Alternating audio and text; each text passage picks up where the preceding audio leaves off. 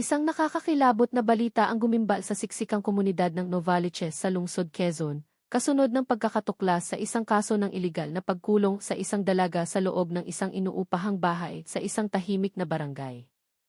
Nagsimulang lumabas ang katotohanan matapos iulat ng mga residente sa lugar ang paulit-ulit na sigaw ng paghingi ng tulong na kanilang naririnig tuwing sasapit ang gabi, isang tunog na parabang sinasakal ng kadiliman. Dahil sa ulat, agad na kumilos ang mga otoridad mula sa Quezon City Police District, GIF, upang siyasatin ang lokasyon. Nadatnan nila ang isang pintong mahigpit na nakakandado mula sa loob, na may mga palatandaan ng kahina-hinalang aktibidad na nagaganap sa kabila nito. Ang hangin sa paligid ay tila nababalot ng takot at misteryo. Sa isinagawang biglaang pagsalakay, natagpuan ng mga operatiba ang isang babaeng nasa edad 24, na nasa isang kalunos-lunos na kalagayan, nang hihina, may mga pasa sa braso, at ang mga kamay ay nakatali. Sa loob ng maliit at madilim na silid na iyon, nakakalat ang iba't ibang dokumento, mga listahan ng pangalan mula sa iba't ibang bansa, at mga resibo ng digital na transaksyon na nagkakahalaga ng libu-libong dolyar. Mula sa paunang impormasyong nakalap ng pulisya, ang biktima ay sinasabing ikinulong ng mahigit 3 araw. Ang mga salarin ay pinaghihinalaang miyembro ng isang malawak na sindikato ng human organ trafficking na palihim na nag-operate sa iba't ibang bansa. Sa labas ng inuupahang bahay, nagsimulang magtipon ang mga residente, ang kanilang mga mukha ay puno ng pag-aalala at pagkagulat. Hindi nila sukat akalain na ang kanilang payapang komunidad ay ginagamit palang taguan para sa isang napakadelikadong iligal na gawain. Samantala, ang Bureau of Immigration at ang KIHSU ay agad na nag-ugnayan upang harangin ang posibleng pagtakas ng iba pang miyembro ng sindikato sa pamamagitan ng mga paliparan at daungan. Ang mga bakanting bahay at bodega sa paligid ay sinimulan na ring suriin upang matiyak na wala ng iba pang biktima. Hanggang sa huling ulat, naglagay na ng police line ang mga otoridad at dinala ang maraming ebidensya para sa masusing pagsusuri. Ang biktima ay kasalukuyang sumasailalim sa masinsinang panggagamot sa East Avenue Medical Center at nasa ilalim ng mahigpit na pagbabantay. Patuloy na pinapalalim ng mga otoridad ang investigasyon sa sindikatong sinasabing may malalakas na koneksyon sa ibang bansa, habang ang pagsisiyasat ay lumalawak patungo sa pagtukoy sa pagkakakilanlan ng mga mamimili ng organ na nakalista sa mga natagpuang dokumento. Matapos ang nakagugulat na paunang pagbubunyag, pumasok na sa mas komplikadong yugto ang investigasyon ng pulisya. Isang pinagsanib na puwersa mula sa GIFI at sa Criminal Investigation and Detection Group, CID, ang nagsecure sa lugar sa paligid ng inuupahang bahay, sinusuyod ang bawat sulok ng silid para sa karagdagang ebidensya. Mula sa masusing pagsisiyasat sa crime scene, natagpuan ng mga operatiba ang isang laptop na nakalock pa rin, isang cellphone na walang SD card, at isang itim na maleta na naglalaman ng mga kagamitang medikal na karaniwang ginagamit sa iligal na pagkuha ng organ. Sa loob ng maleta, mayroong mga steril na guwantes, disposable na surgical knives, at isang portable cooling bag na pinaghihinala ang ginagamit upang iimbak ang mga organ bago ipadala sa ibang bansa. Agad na naghinala ang mga opisyal na ang lokasyon ay hindi lamang isang lugar ng pagkulong, kundi isang pansamantalang transit point bago ilipat ang mga organ sa paliparan o daungan. Ang hinala ay lalong pinalakas ng pagkakatuklas ng mga nakaprint na schedule ng mga barko at international flights na may mga marka sa ilang petsa sa nakalipas na 2 linggo. Kasabay nito, isang 38 taong gulang na lalaki ang nahuli ng pulisya habang sinusubukang tumakas sa isang makipot na eskinita sa likod ng bahay. Ang lalaki ay walang opisyal na pagkakakilanlan at pinaghihinala ang isang tagapamagitan na inatasang magbantay sa biktima bago ito ilipat sa susunod na lokasyon. Sa paunang interogasyon, nanatiling tikom ang bibig ng lalaki. Ngunit kinumpirma ng mga investigador na ang pattern ng kanyang mga galaw ay tumutugma sa aktibidad ng isang sindikato na matagal nang tinutugis ng Interpol. Lalong lumawak ang reaksyon ng publiko matapos kumalat ang balita sa lokal na media. Maraming residente ng lungsod Quezon ang nagsimulang mangamba dahil ang lugar ng krimen ay matatagpuan sa isang siksikang residential area na dati nilang itinuturing na ligtas. Inamin ng kapitan ng barangay na nakatanggap siya ng napakaraming mensahe mula sa mga residente na humihiling ng mas madalas na pagpapatrolya sa gabi at paglalagay ng mas maraming ilaw sa kalsada. Naglabas din ng pahayag ang lokal na pamahalaan ng lungsod Quezon na handa silang palakasin ang pakikipagtulungan sa mga otoridad upang isara ang mga puwang para sa mga transnational na krimen na ginagamit ang estratehikong lokasyon ng Metro Manila bilang transit point. Sa kabilang banda, nagbigay ng update ang ospital tungkol sa kalagayan ng biktima. Bagamat labis pa ring trauma at hindi pa ganap na stable, nagsimula na siyang makapagbigay ng maikling pahayag sa mga investigador. Inamin niya na dinala siya ng isang taong nakilala niya sa social media sa ilalim ng pagkukunwaring mayroong part-time na trabaho. Ngunit pagdating niya sa Maynila, agad siyang dinala sa inuupahang bahay, ikinulong at pinagkaitan ng kalayaan. Ang impormasyong ito ay nagbukas ng posibilidad ng isang bagong modus ng recruitment na ginagamit ang digital space upang makahanap ng mga biktima. Sa kasalukuyan, patuloy pa rin ang pagtugis ng pulisya sa dalawa pang suspect na pinaniniwalaang may mahalagang papel sa sindikato, kabilang ang isang babaeng nagsisilbing recruiter. Ang AAC Anti-Cybercrime Group ay nagsisikap na buksan ang data mula sa natagpuang laptop, habang ang mga field team ay naghigpit ng pagbabantay sa mga palabas ng Maynila, maging sa dagat o himpapawid. Ang bawat bagong tuklas ay lalong nagpapakita kung gaano kaorganisado at sistematiko ang iligal na operasyong ito, na nag-iiwan sa publiko na naghihintay sa susunod na kabanata ng kaso ng maihalong pag-aalala at kuryosidad kung sino talaga ang nasa likod ng malaking sindikato. Habang lumalalim ang kaso, ang focus ng investigasyon ay lumipat na ngayon sa operational pattern ng sindikato, na pinaghihinalaang mas matagal nang nag-operate kaysa sa unang inaasahan. Batay sa paunang pagsusuri sa mga digital na dokumento at mga sulat kamay na tala na natagpuan, naniniwala ang pulisya na ang inuupahang bahay sa Novaliches ay isa lamang sa ilang mga lokasyon na ginagamit bilang transit point. Isang mapa na gawa sa kamay ang natagpuang nakasuksok sa isang kwaderno na nagpapakita ng ilang marka ng KS sa mga lugar ng Fairview, Commonwealth at maging sa isang lugar malapit sa Manila North Harbor. Ang bawat marka ay may kasamang mga numero at letra na hanggang ngayon ay sinusubukan pa ring unawain ng forensic team. Mula sa laptop na matagumpay na nabuksan gamit ang forensic methods, natuklasan ng mga investigador ang isang folder na naglalaman ng mahabang listahan ng mga pangalan at destinasyong bansa, kabilang ang mga bansa sa Silangang Asya, Gitnang Silangan at ilang bahagi ng Europa. Ilang mga file ay mailabel ng mga petsa na napakalapit sa araw ng pagkakatuklas ng kaso, na nagpapahiwatig na aktibo pa rin ang kanilang operasyon at posibleng naghahanda para sa isang malapit na pagpapadala. Bukod dito, mayroong kasaysayan ng malalaking transaksyon sa cryptocurrency na lalong nagpatibay sa hinala na gumagamit ang sindikato ng mga dark payment systems upang mahirap silang matunton. Samantala, unti-unti nang bumubuti ang kalagayan ng biktima sa ospital. Mula sa kanyang salaysay, naaalala niya ang boses ng dalawang lalaki at isang babae na ilang beses pumasok sa silid kung saan siya ikinulong. Ang babae raw ay nagsasalita ng Tagalog na may halong banyagang punto, sinusuri ang kanyang katawan at may itinatala sa cellphone nito. Ang deskripsyon na ito ay agad na kinumpirma ng mga investigador at pinaniniwalaang ang babae ay bahagi ng isang iligal na medical team na inatasang suriin ang kalidad ng mga organ ng biktima. Ang pagkakatuklas na ito ay nagdagdag ng bagong layer sa komplikasyon ng kaso, na nagpapakita na ang sindikato ay kinabibilangan ng mga individual na may kaalamang medikal, hindi lamang mga karaniwang kriminal. Sa paligid ng crime scene, nagsimulang maramdaman ng mga residente ang malaking epekto sa kanilang sikolohiya. Ilang pamilya na nakatira sa likurang eskinita ng inuupahang bahay ang piniling pansamantalang ilipat ang kanilang mga anak sa bahay ng mga kamag-anak. Ang takot ay hindi lamang nagmumula sa kaso ng pagkulong mismo, kundi sa posibilidad na may iba pang mga biktima na hindi pa natatagpuan. Inamin ng barangay chairman na hiniling na niya sa mga otoridad na dagdagan ang pagroronda sa gabi, habang ang ilang residente ay bumuo ng maliliit na grupo upang magbantay sa mga kahina-hinalang aktibidad sa kanilang lugar. Bilang tugon sa sitwasyon, agad na nagpatawag ng isang coordination meeting ang lokal na pamahalaan kasama ang pulisya, Bureau of Immigration at mga otoridad ng daungan.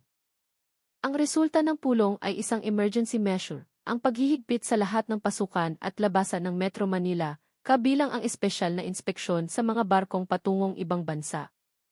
Sinimulan na rin ng mga opisyal ng imigrasyon ang mas mahigpit na pagsusuri ng dokumento, lalo na para sa mga dayuhang pumapasok ng walang malinaw na layunin. Ang hakbang na ito ay ginawa upang maiwasan ang pagtakas ng mga pangunahing salarin bago pa man opisyal na mailabas ang kanilang pagkakakilanlan. Sa panig ng investigasyon, isang bagong lead ang tinututukan ngayon ng pulisya matapos suriin ang cellphone ng lalaking unang nahuli.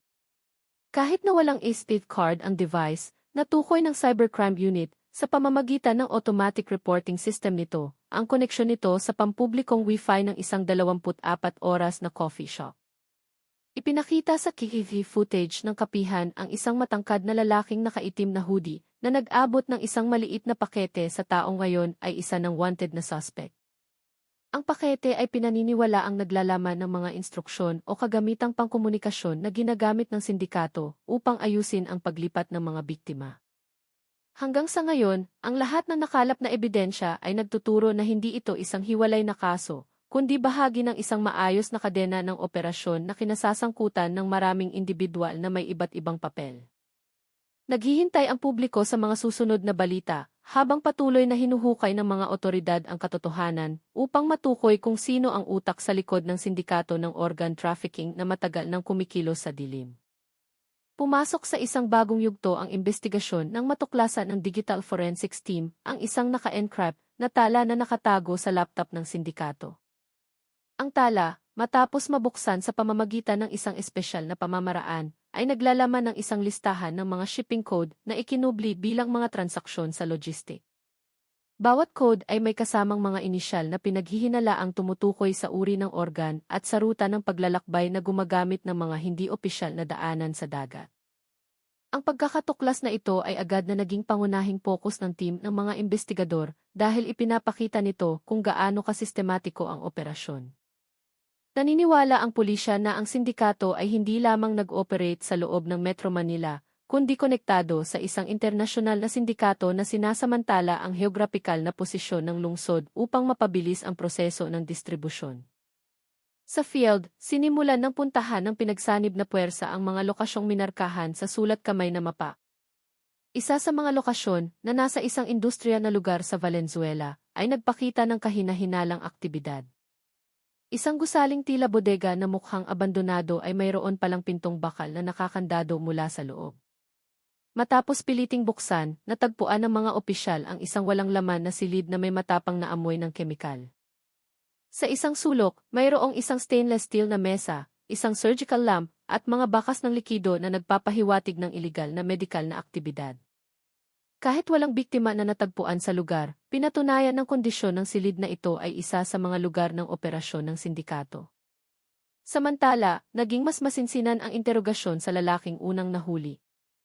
Kahit na sa una ay tikom ang bibig, nang harapin siya ng mga bagong ebidensya, sa wakas ay umamin siya na ang sindikato ay pinamumunuan ng isang taong kilala sa tawag na Dr. Anino. Ang taong ito ay inilarawan bilang isang dalubhasang siruhano na itiniwalag sa mundo ng medisina dahil sa malubhang paglabag sa etika maraming taon na ang nakalipas. Ayon sa suspect, bihirang bumaba sa field si Dr. Anino. Inaayos niya ang lahat mula sa malayo, kabilang ang recruitment, pagpili ng biktima, hanggang sa proseso ng distribusyon ng organ. Dahil sa pag-amin na ito, lalong naging alerto ang mga investigador. Ang pagkakasangkot ng isang propesyonal na mediko ay nangangahulugan na ang sindikato ay may kapasidad para sa mas malaking operasyon kaysa sa kanilang inaasahan. Sa lungsod, lalong lumawak ang reaksyon ng publiko. Ilang komunidad ng kababaihan ang nagsimulang magdaos ng mga forum dahil sa pagkabahala sa dumaraming kaso ng kidnapping na may modus na trabaho. Hiniling nila sa mga otoridad na palakasin ang kampanya para sa digital na seguridad dahil maraming biktima, kabilang ang babaeng natagpuan sa Novaliches, ay hinihinalang na recruit sa pamamagitan ng social media. Isang psychologist na kasama sa forum ang nagdiin na madalas sinasamantala ng malalaking sindikato ang kahirapan sa ekonomiya at kakulangan sa digital literacy upang makabiktima. Dahil sa diskusyong ito, napunta ang atensyon ng publiko sa kahalagahan ng pagiging maingat sa online na interaksyon. Hindi kalayuan sa ospital kung saan ginagamot ang biktima, mas humigpit ang pagbabantay ng mga otoridad matapos lumabas ang ulat na may dalawang hindi kilalang tao ang sumubok na pumasok sa parking area para sa mga doktor noong gabi. Kahit hindi sila nahuli, ipinakita ng TV footage ang isang taong may madilim na hoodie, katulad ng individual na nakita noon sa 24 oras na kapihan. Ipinakita sa paunang pagsusuri ang magkatulad na pattern ng paggalaw. Malakas ang hinala na miyembro ito ng sindikato na sumusubok suriin ang kalagayan ng biktima o posibleng subukang burahin ang mahahalagang ebidensya na hindi pa nabubunyag. Sa pinakabagong development, nagtagumpay ang cybercrime unit na i-recover ang ilang mga tinanggal na mensahe mula sa laptop. Isa sa mga mensahe ay naglalaman ng schedule ng pagpapadala na may code na pag-alis ng mga sample. Ang oras na nakasaad ay nagpapahiwatig ng isang planong paggalaw ilang araw lamang matapos matuklasan ang kaso. Dahil dito, pinabilis ng pulisya ang operasyon ng pagsisiyasat sa maliliit na daungan na karaniwang hindi gaanong binabantayan. Ilang mga bangka na walang dokumento ang sinimulan ng suriin, habang ang pagkakakilanlan ng mga kapitan ay bineberipika upang malaman kung sangkot sila sa sindikato. Ang lahat ng mga tuklas na ito ay nagbigay ng mas malinaw ngunit mas nakababahalang larawan ng kaso. Sa dami ng mga lokasyon ng operasyon at ebidensya na ang sindikato ay may mga propesyonal na miyembro, napagtanto ng mga investigador na kaharap nila ang isang sindikatong kumikilos ng may disiplina at malakas na suporta.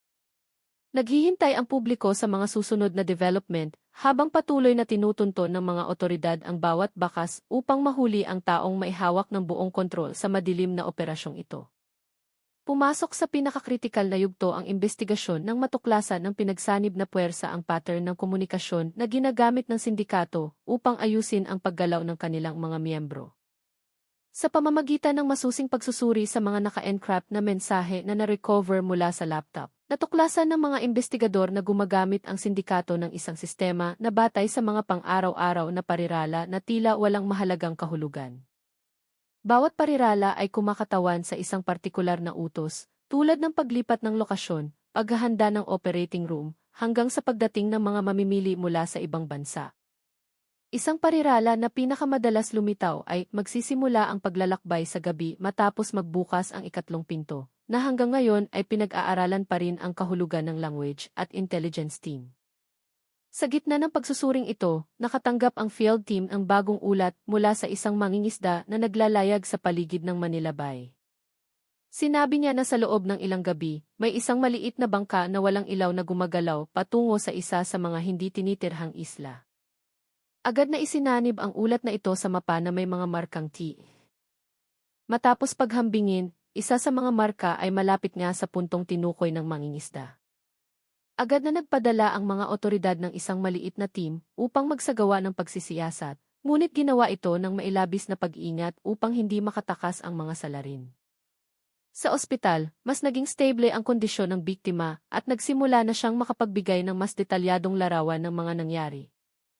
Naalala niya na bago siya dalhin sa Maynila, hiniling sa kanya na sumailalim sa isang maikling medical check-up ng isang taong nagpakilalang nagtatrabaho sa isang recruitment agency. Ang pagsusuri ay ginawa sa isang apartment, hindi sa isang opisyal na klinika. Nagduda ang biktima, ngunit sa huli ay sumunod pa rin dahil sinigurado sa kanya na bahagi iyon ng proseso ng trabaho. Ang impormasyong ito ay nagdagdag ng ebidensya na gumagamit ang sindikato ng pagkukunwaring recruitment upang malaman ang pisikal na kondisyon ng mga target bago sila ilipat sa lugar ng pagkulong. Samantala, muling pinuntahan ng mga otoridad ang bodega sa Valenzuela para sa karagdagang pagsusuri. Sa pagkakataong ito, isang biological forensics team ang ipinadala upang kumuha ng sample ng likido na natagpuan sa sahig.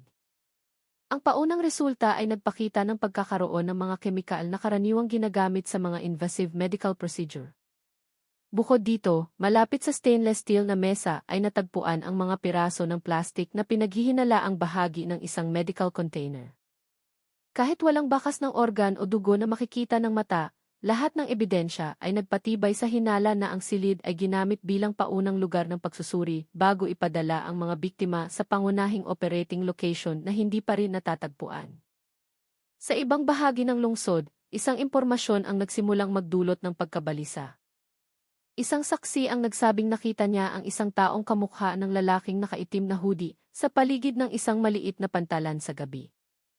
Ang lalaki ay nakitang naglilipat ng isang maliit na kahon mula sa isang motorsiklo papasok sa isang kahoy na bangka. Nang puntahan ng mga opisyal ang lokasyon, wala na ang bangka. Agad na nagdulot ang ulat na ito ng mas mahigpit na pagbabantay sa lahat ng maliliit na daungan. Dinagdagan ang pagpapatrolya sa dagat at ang paghahanap ay itinutok sa ilang maliliit na isla na nasa mabilis na ruta ng pagtakas patungo sa international waters. Mula sa masinsinang pagsusuri sa cellphone ng nahuling suspect, natagpuan ng cybercrime team ang isang malabong larawan na nagpapakita ng silweta ng isang tao na nakatayo sa isang silid na tila mas malaki at mas maliwanag kaysa sa mga naunang lokasyon. Sa likod ng silweta, makikita ang isang medical na kortina at isang aluminum na estante na puno ng mga surgical tool. Ang larawan ay may metadata na nagtuturo sa ibang lokasyon, ngunit ang mga coordinate ay tila sinadyang baguhin na nag-obliga sa team na magsagawa ng mano-manong paghahanap batay sa mga anino at istruktura ng silid. Habang nagsisikap ang mga investigador na lutasin ang misteryo ng lokasyon, pinataas ng pulisya at lokal na pamahalaan ang pampublikong komunikasyon upang pakalmahin ang mga tao. Ngunit sa likod ng mga opisyal na pahayag, batid ng mga otoridad na mabilis kumilos ang sindikato at tila alam nilang natutunto na sila. Ilang mga social media account na pinaghihinalaang konektado sa recruiter ay biglang naglaho sa isang gabi. Ang mga cryptocurrency account na dati aktibo ay wala nang nagpapakitang transaksyon. Ang mga hakbang na ito ay senyales na naghahanda ang sindikato na burahin ang kanilang mga bakas at posibleng ilipat ang operasyon sa isang bagong lokasyon. Sa dami ng mga misteryosong punto, pagkawala ng mga digital na bakas, at ang pagkakaroon ng isang taong tinatawag na Dr. Anino, napagtanto ng mga otoridad na hinahabol nila ang isang sindikatong kumikilos ng may mataas na disiplina at bilis na mahirap hulaan. Ang paghahanap ay patuloy na pinalalawak habang ang publiko ay tensyonadong naghihintay sa susunod na kabanata ng isa sa pinakamalaking kaso ng organ trafficking na nabunyag sa bansa. Lalong lumalim ang pagsisiyasat sa sindikato ng matuklasan ng mga investigador na ilang maliliit na daungan sa paligid ng Manila Bay ay mayroon palang mga secret passages o mga daanang binago upang madaanan ng mga katamtamang laking bangka.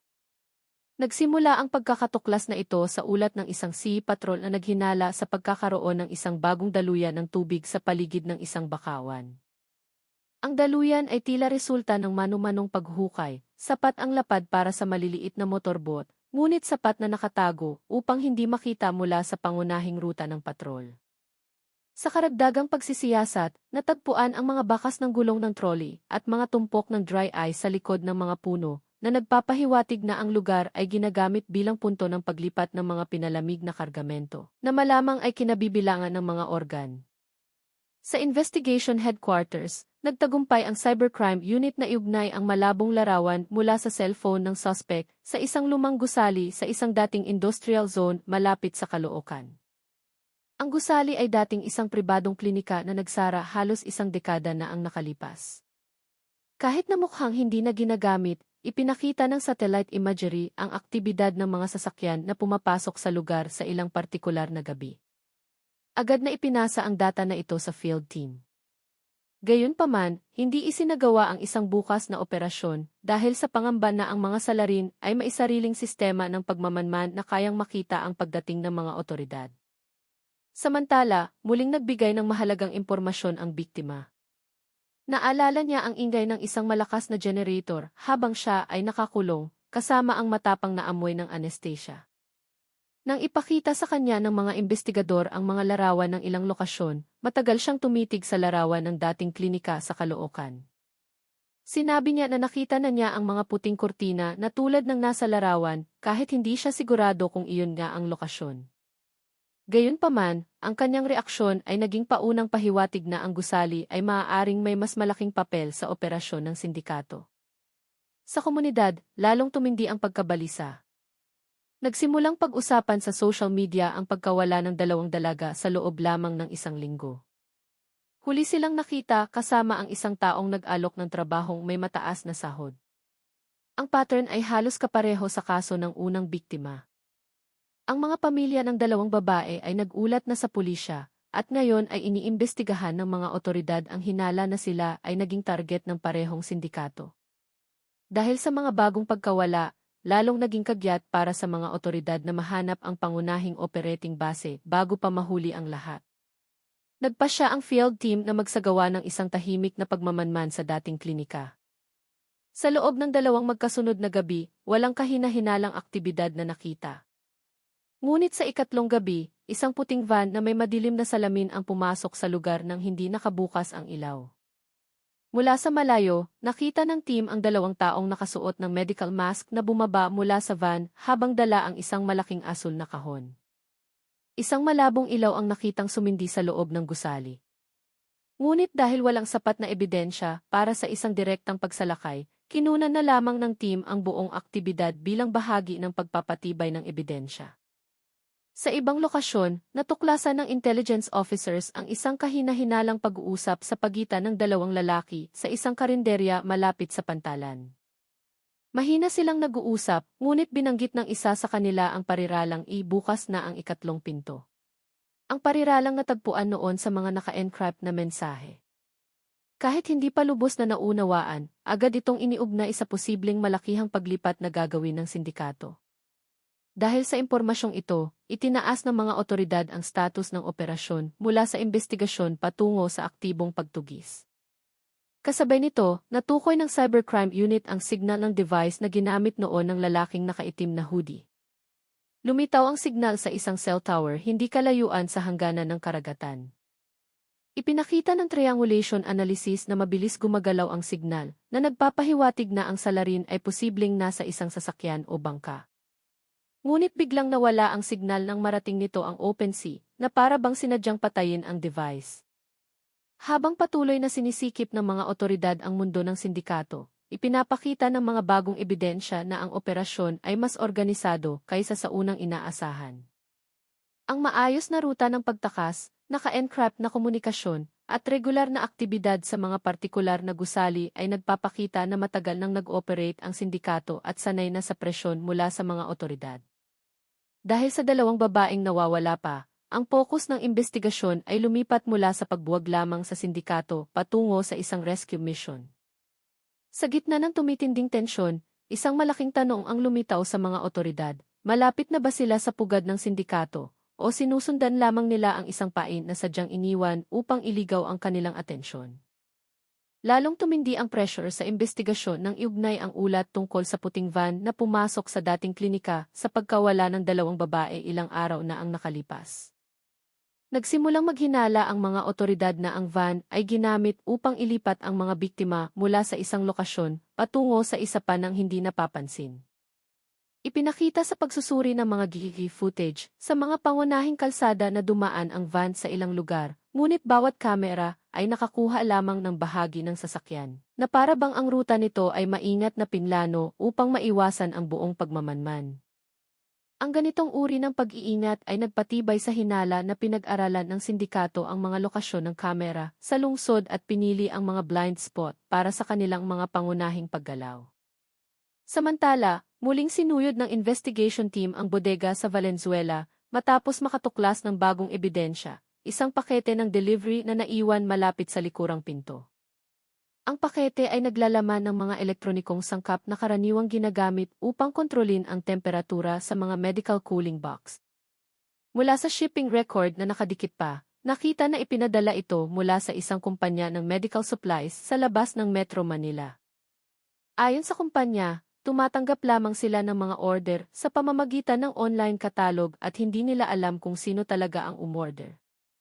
Ngunit hinala ng mga investigador na gumamit ang umorder ng peking pagkakakilanlan at sinamantala ang kakulangan sa sistema ng beripikasyon. Sa main analysis room, iniugnay ng cybercrime team ang aktibidad mula sa device ng lalaking nakahoodie sa pattern ng komunikasyon ng sindikato. Matapos suriin, lumitaw ang signal ng device malapit sa lumang gusali sa Caloocan sa parehong gabi kung kailan pumasok ang puting van.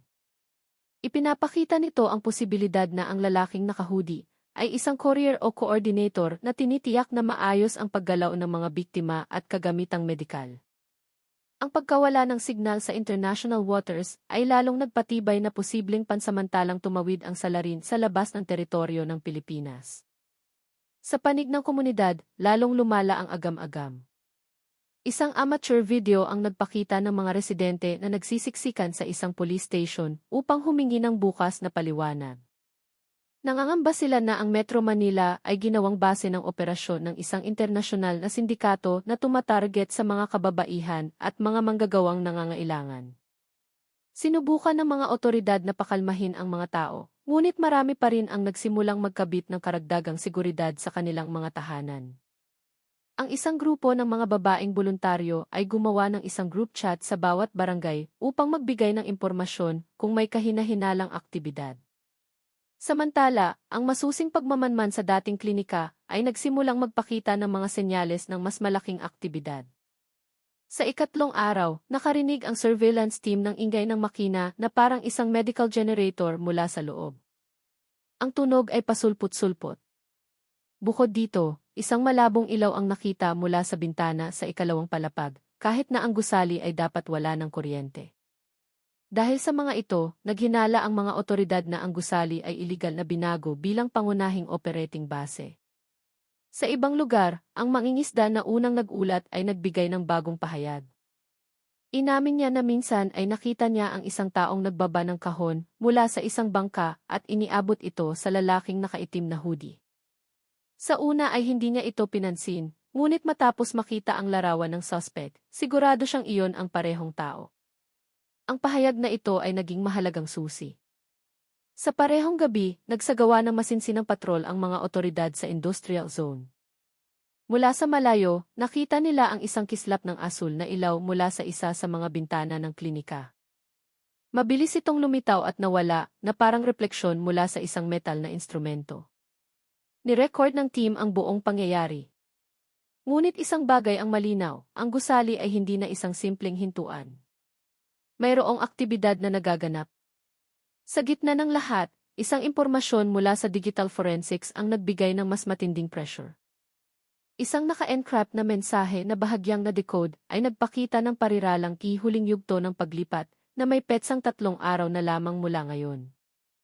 Ang parirala, batay sa konteksto, ay pinaniniwala ang tumutukoy sa proseso ng pagpapadala ng organ o paglipat ng biktima mula sa pangunahing lokasyon patungo sa daungan.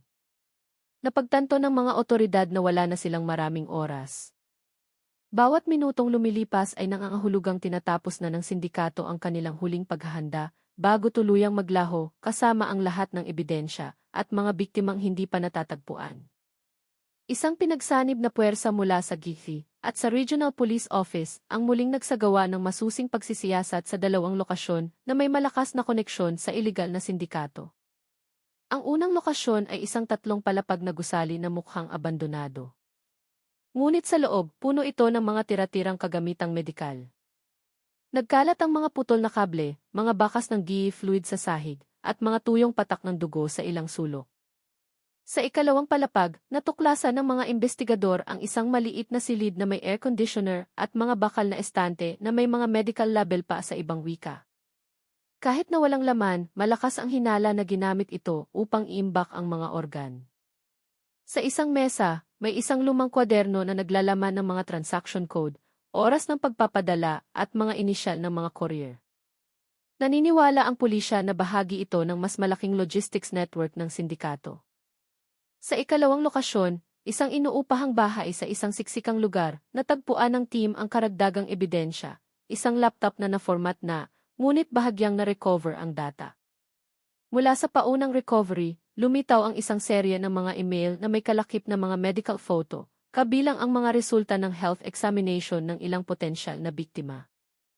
Ang mas nakagugulat, may mga mensahe na naglalaman ng negosasyon sa presyo ng ilang partikular na organ na nagpapakitang direktang nag-uusap ang mga supplier at internasyonal na mamimili.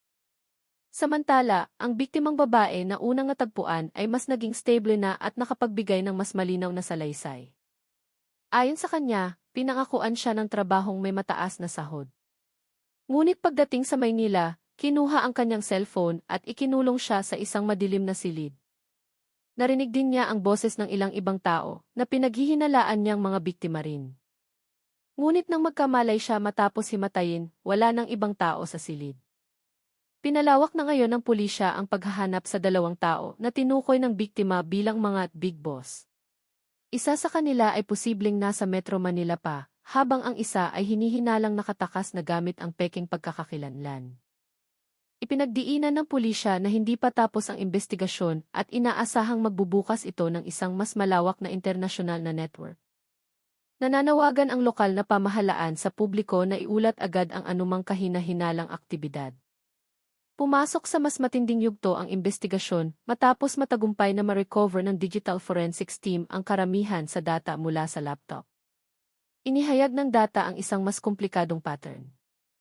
Lumalabas na ang sindikato ay hindi lamang nag-operate sa Metro Manila, kundi mayroon ding mga feeder points sa iba pang malalaking lungsod tulad ng Cebu, Davao, at Iloilo.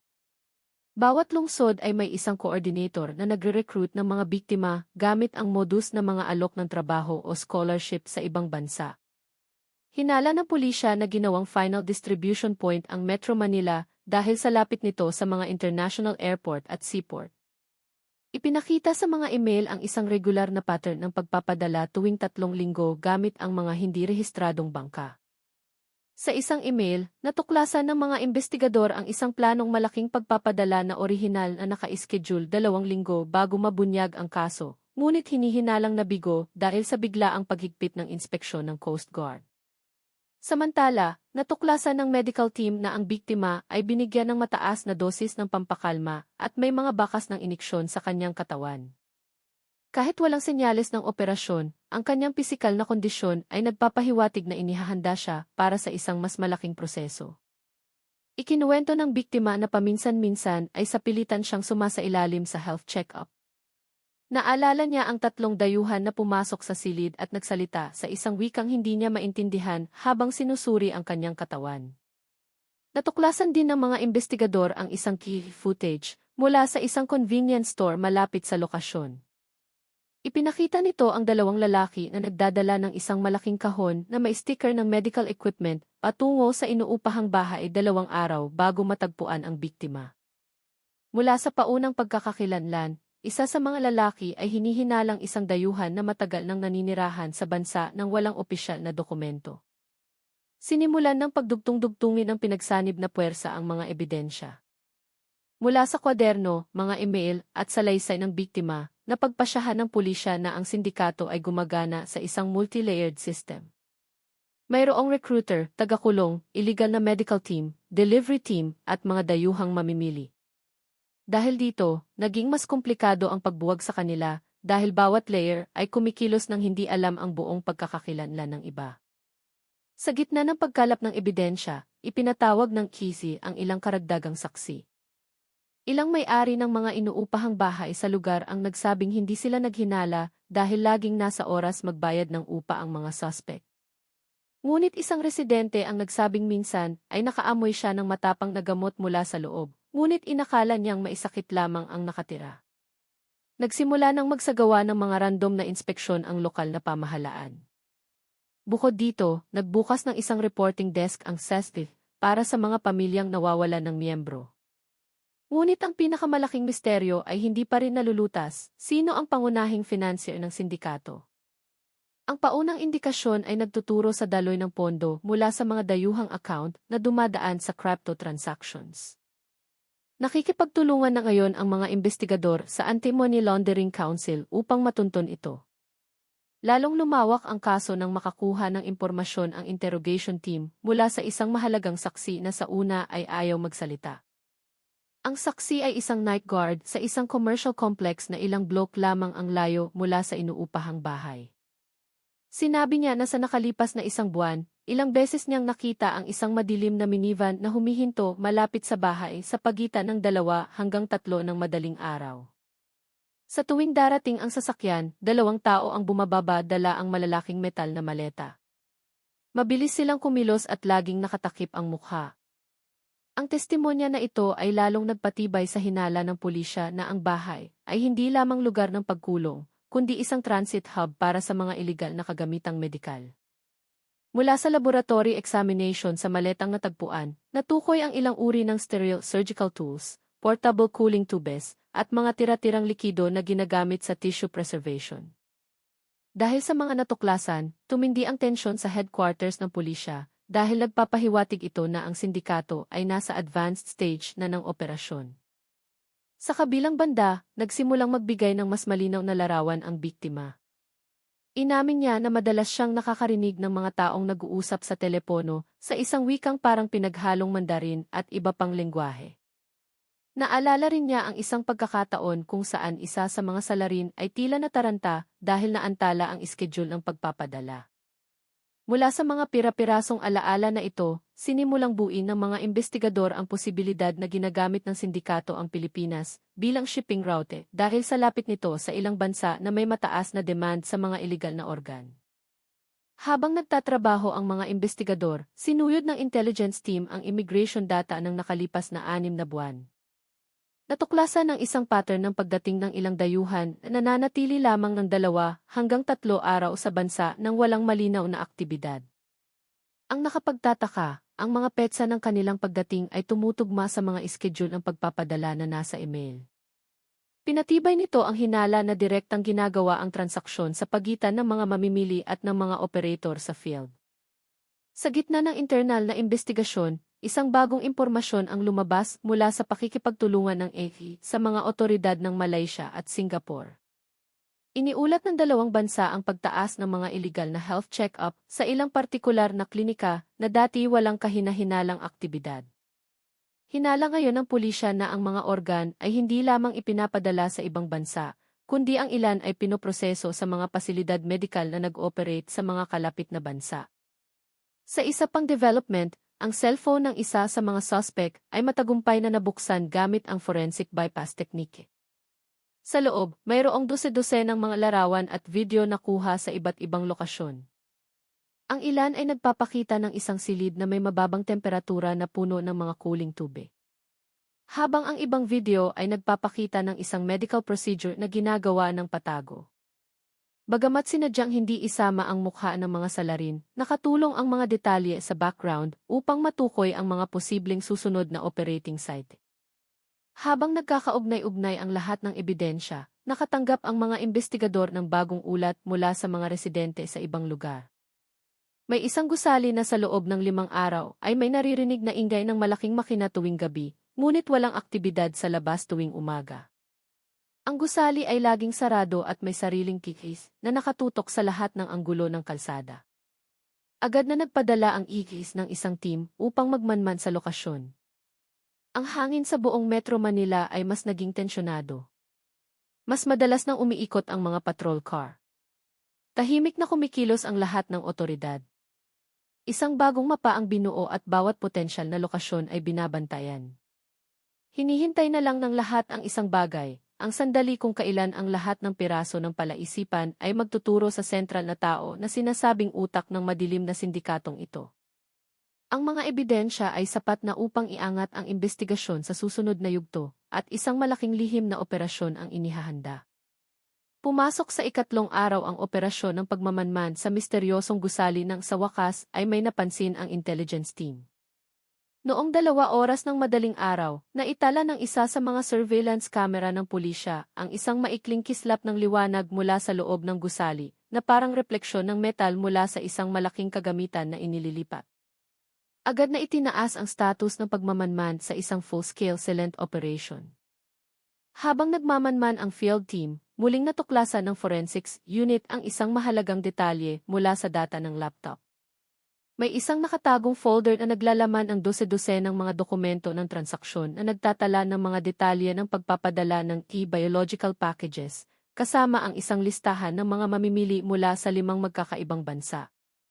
Sa isang dokumento, may isang natatanging code na eksaktong kapareho ng code na natagpuan sa maleta ng medical equipment.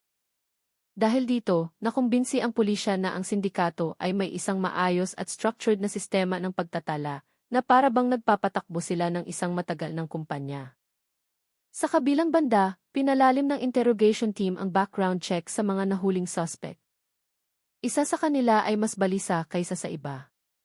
Matapos idiin ng matibay na ebidensya, sa wakas ay umamin siya na ang Metro Manila ay isa lamang sa 3 pangunahing hub ng sindikato sa Pilipinas.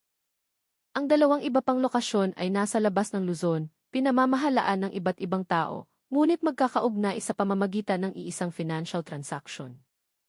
Binanggit din niya ang isang e-shipping night na regular na ginagawa tuwing katapusan ng buwan, kung saan ang mga napiling pakete ay inililipat sa isang partikular na punto sa dagat bago dalhin sa labas ng teritoryo ng Pilipinas.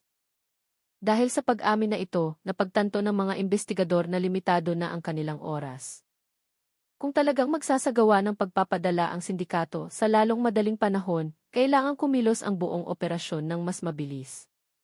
Agad na minapa ng mga opisyal ang schedule ng mga barkong pampasahero at pangkargamento na aalis ng gabing iyon mula Maynila, binabantayan ang bawat ruta na posibleng gamitin ng sindikato. Habang nangyayari ito, nagsimulang makarinig ng senyales ng buhay ang team na nakapwesto sa paligid ng misteryosong gusali. Noong ika-4 na gabi, narinig ang tunog ng metal na kumikiskis sa sahig. Mayroon ding pagkakataon na ang ingay ng cooling machine ay biglang huminto bago muling umandar. Iniulat ng team na ang pattern ng aktibidad ay katulad ng mga teknik na ginagamit sa mga klinika o laboratorio upang ilipat ang mga sensitibong sample. Sa kabilang dako, isang bagong ulat ang pumasok mula sa Community Watch. Isang 50 taong gulang na ina ang dumating na natataranta dahil ang kanyang anak na babae, isang beauty therapist, ay hindi umuuwi sa loob ng 2 araw. Huling beses siyang tumawag, sinabi niyang may kliyente siya sa isang maliit na inn sa Pasay. Ngunit pagkatapos noon, hindi na makontak ang kanyang numero. Inihambing ng pulisya ang data na ito sa impormasyon mula sa laptop at natagpuan ang isang area code na tumutugma sa lokasyon ng inn. Agad na nagtungo ang isang team doon. Ang silid ay walang laman, ngunit natagpuan ng mga opisyal ang mga bakas ng anesthesia at medical gloves sa basurahan. Sinabi ng may-ari ng inn na inupahan ang silid ng isang lalaking maayos manamit na nagbayad ng cash at may dalang malaking itim na maleta. Nang hininga ng GI, sinabi lamang ng lalaki na hinihintay niya ang kanyang pamilya mula sa ibang bansa. Dahil sa mga pahayag na ito, lalong naging malinaw ang koneksyon sa pagitan ng mga lokasyon. Ang pagkakaroon ng itim na maleta, kagamitang medikal, at pattern ng aktibidad sa gabi ay naging senyales na posibleng inilipat na ng sindikato ang iba pang biktima. Ngunit ang pinakanakababahala ay nang iugnay ng mga investigador ang lokasyon ng inn sa misteryosong gusali sa pamamagitan ng digital map. 10 minuto lamang ang layo ng biyahe at ang ruta ay dumadaan sa isang tahimik at madilim na lugar. Habang nakatuon ang lahat ng otoridad sa paglutas ng koneksyon sa pagitan ng mga lokasyon, isang biglaang ulat ang pumasok mula sa Sea Patrol. Nakita nila ang isang maliit na bangka na walang navigation lights na mabilis na gumagalaw mula sa direksyon ng Manila Bay patungo sa open sea. Ang bangka ay hindi nakarehistro at ang bilis nito ay nagpapahiwatig na umiiwas ito sa radar. Dahil sa impormasyong iyon, uminit ang sitwasyon sa command center. Inihanda ang lahat ng unit, binuksan ang mga linya ng radyo, at bawat opisyal ay handa para sa posibleng pinakamalaking operasyon mula nang mabunyag ang kaso. Kasabay nito, ang gusali na matagal ang sentro ng hinala ay biglang naglabas ng isang mahinang kalabog na parang isang metal na pinto na isinara mula sa loob. Ang tunog na iyon ay naging hudyat na may nagbago sa loob at batid ng mga investigador na papalapit na ang pagkakataon upang mabunyag ang sentro ng operasyon ng sindikato. Nang gabing iyon, lahat ng otoridad na sangkot sa operasyon ay nasa pinakamataas na antas ng alerto. Ang command center ay puno ng mga boses sa radyo na nag-ulat ng mga development mula sa bawat team sa lupa at dagat. Alam ng lahat na isang maling hakbang lang ay maaaring makatakas ang mga salarin at tuluyang maglaho. Sa harap ng misteryosong gusali, handa na ang tactical team. Hinihintay nila ang huling hudyat mula sa pinuno ng operasyon. Mula sa surveillance camera, nakita ang anino ng isang lalaki na mabilis na dumaan sa loob. Pagkatapos ay narinig ang tunog ng makina na muling umandar, ngunit mas malakas kaysa dati. Target is moving, ulat ng isa sa mga miyembro. 1 minuto ang lumipas, ibinigay ang hudyat. Mabilis na lumapit ang team sa pinto ng gusali. Ginamit ng 2 miyembro ang isang hydraulic lock breaker para buksan ang pintong bakal. Matapos ang 3 segundo ng matinding puwersa, yumanig ang pinto bago ito tuluyang bumukas. Pagbukas ng pinto, isang matapang na amoy ng kemikal ang sumalubong sa kanila. Ang ilaw sa loob ay napakatindi, tumatama sa mga metal na kagamitan at malalaking cooling machine. Sa gitna ng silid, nakita ang 2 lalaki. Ang isa ay naglilipat ng isang malaking cooling box, habang ang isa ay sinusuri ang isang itim na bag ng medical equipment. Nang mapansin nilang bukas ang pinto, nagulat sila at sinubukang tumakas sa likurang pinto. Ngunit hindi sila nakalayo. Agad silang sinugod at pinusasa ng tactical team. Sa kanang bahagi ng silid, natuklasan ng mga opisyal ang isang bagay na nagpatahimik sa buong team. Mayroong 2 medical bed na may mga tali, mga bakas ng anesthesia sa tabi nito, at mga file na naglalaman ng mga resulta ng health check-up. Sa lamesa, mayroong 3 dayuhang pasaporte, 2 pasaporte ng Pilipinas, at mga dokumento ng transaksyon na nagkakahalaga ng daan-daang libong piso. Ngunit ang pinakamalaking sorpresa ay nasa isang maliit na silid sa likod. Natagpuan ng pulisya ang isang dalaga na walang malay. Nakakonekta pa siya sa isang AV drip at may mga pasa ang kanyang pulso. Matapos ang mabilis na pagsusuri, idineklara ng medical team na buhay pa ang babae at posibleng bagong biktima na ipapadala sana ng gabing iyon. Kasabay nito, pumasok ang ulat mula sa Sea Patrol. Ang maliit na bangka na walang ilaw ay matagumpay na naharang. Sa loob, mayroong 2 dayuhan at isang malaking portable cooler. Nang buksan, naglalaman ito ng mga kagamitang medikal at mga dokumento ng pagpapadala, hindi mga organ. Ngunit, nakasaad sa dokumento ang isang lokasyon ng pagkikita sa isang mas malaking barko sa international waters na nagpatibay sa hinala na mayroong itong itinakdang ruta sa labas ng Pilipinas. Ang lahat ng impormasyon ay sa wakas ay nagturo sa mga investigador sa isang pangalan na matagal nang nakatago, isang taong tinutukoy sa mga dokumento bilang Chen. Batay sa paunang investigasyon, ang pangalang ito ay tumutukoy sa isang dayuhan na may criminal record sa organ trafficking sa 3 magkakaibang bansa. Siya ay pinaniniwala ang regional coordinator ng sindikato at ginawang pangunahing transit point ang Pilipinas dahil sa estratehikong ruta nito sa dagat. Ngunit, hindi natagpuan si Chen sa gusali o sa bangka. Posibleng nakaalis na siya ng bansa ilang araw bago ang operasyon. Gayunpaman, sapat na ang mga nakalap na ebidensya upang magbukas ng isang internasyonal na investigasyon. Sa pamamagitan ng pakikipagtulungan sa mga otoridad ng Singapore, Malaysia, at Interpol, pumasok na sa isang bagong yugto ang paghahanap sa utak ng sindikato. Samantala, lahat ng mga biktimang natagpuan ay dinala sa ospital at binigyan ng masinsinang pangangalaga. Tiniyak ng pulisya na makakatanggap sila ng buong proteksyon, kabilang ang tulong psikolohikal at legal. Ang gusali na naging sentro ng misteryo ay selyado na ngayon. Ang maliit na kalsada kung saan ito matatagpuan ay muling naging tahimik.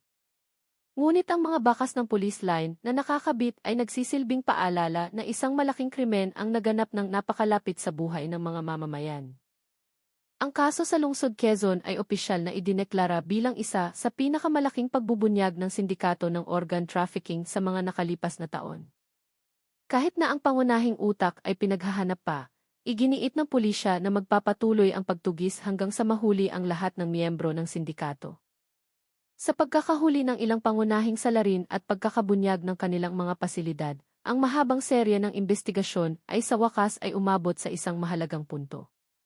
Ngunit ang anino ng isang mas malaking internasyonal na network ay nananatiling susunod na hamon na naghihintay na mabuwag.